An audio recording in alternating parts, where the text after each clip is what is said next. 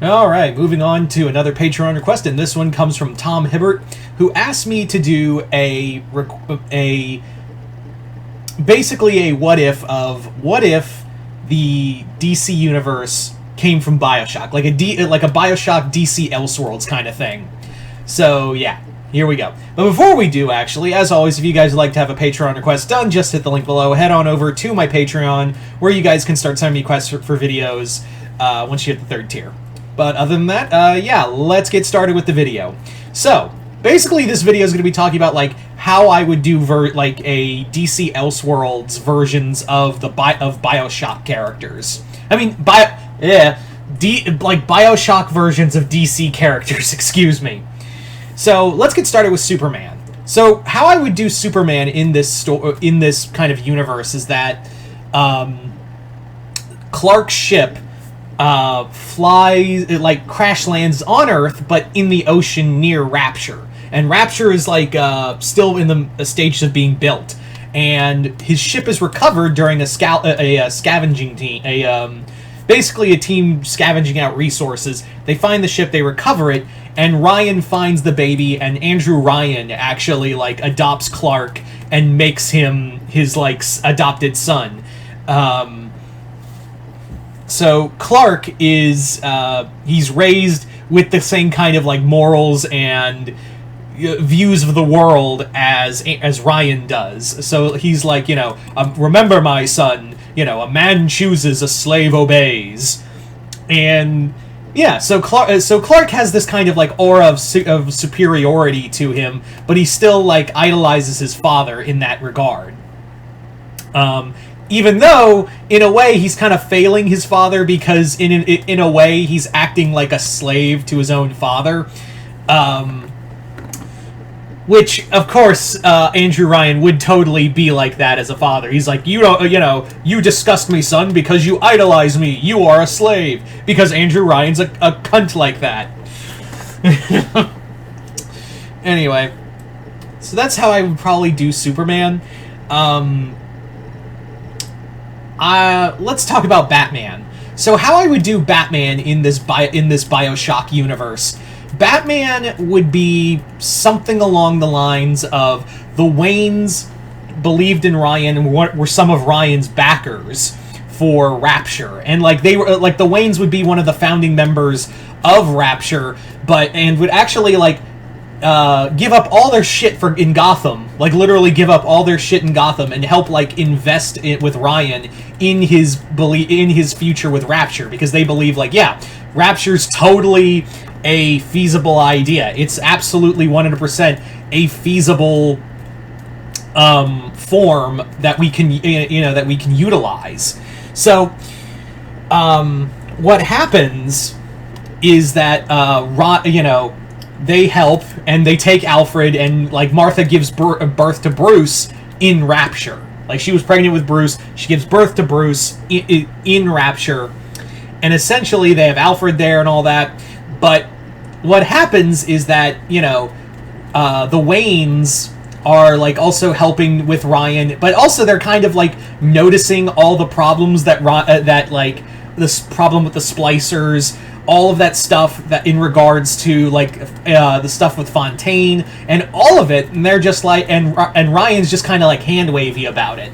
So the Waynes, in response to like Ryan's kind of like aloofness to the whole situation, they are essentially like the Waynes are like especially Thomas is speaking out against Ryan's aloofness, as well as the dangers of Fontaine, because he believes in he really believes in what Rapture really stands for. Unfortunately, humankind is kind of shitty.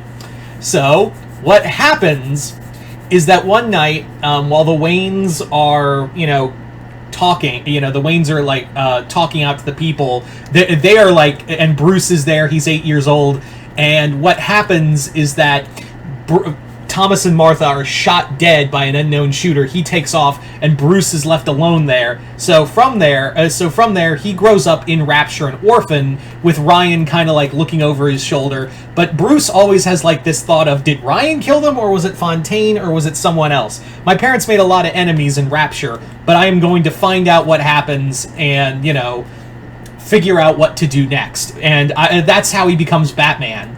Is in here in this version, he becomes a version of Batman that doesn't really depend on it. He doesn't need Evo because he's seen what it does that makes them into splicers. He depends more on physical strength, but he does use like steampunk kind of gear in his own right. Now, Wonder Woman is another faction in here that we're going to talk about. So in here, in this universe, Diana is not an Amazonian. In this continuity, Diana is she basically is a scientist who was working alongside Dr. Tannenbaum and also helped take care of the girls who had become little sisters. And what happens is that after seeing what happens to the girls, and like she thought she was helping to cure diseases and whatnot, and she was actually experimenting on a new form of like a new kind of supplement that helped to contain the Evo in the girls. It goes haywire and actually makes her stronger, and she also builds like new weapons. You know, it makes her like allow her to like get a new level of intellect that allows her to build new gear. And she's all like this version of Diana like really has a love for the Greek gods, especially the Greek goddess Athena. So she kind of really incorporates a lot of the Greek god stuff in there. Now, next up on our list of BioShock versions of Justice League characters is Barry Allen. Barry Allen in here was a member of Frank Fontaine's gang, and he basically was working with the quote-unquote law enforcement group in this city as a forensics investigator, but he was also passing along information to Fontaine and like kind of keeping, you know, his ear on the ground for him. But also, like, he wanted to have a little money on the side, so he was taking money from Fontaine too. Fontaine was found out about this and tried to kill Barry by like overloading his heart with lightning Evo. However, it had an adverse effect and instead gave him super speed. Now wanting to redeem himself, Barry now took on this idea of the Flash and now like protects the, you know, Rapture from Fontaine. And again, try to like save his soul in the same regard. Now for Green Lantern,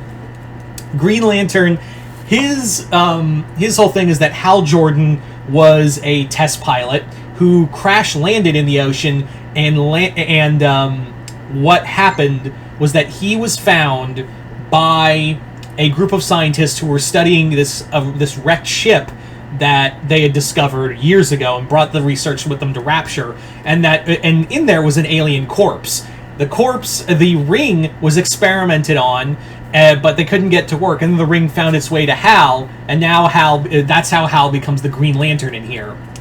And finally, since we're making a whole Justice League, our final one we're going to talk about real quick is Arthur, you know, Aquaman. Aquaman in here was a dock worker who was more or less like just kind of like just a hardworking dock guy who really just wanted to keep his ear to the ground and, you know, keep his nose to the ground and not get into anything important. That was until he was exposed to a new form of Evo that would kind of combine fish DNA. With this, he became like he became kind of like a pirate, but he was also looking out for the little guy because he had been like a blue-collar kind of worker in his own right and saw how Ryan and Fontaine and all these other people who were waging for control were treating the people in the middle. So he became like a champion of the people in a sense. So there you go, guys. I would go on and on, but like I'm gonna leave it up to you guys. You guys tell me in the comments below, what would your BioShock versions of DC characters be? Just comment below, let me know. Once again, I'd like to thank Tom Hibbert for this Patreon request. And once again, if you'd like to have a Patreon request done too, just hit the link below, head on over to my Patreon, hit the 3rd tier. Other than that, hope you all enjoyed this. I'm Mr. Multiverse. I'll see you next time in the Multiverse.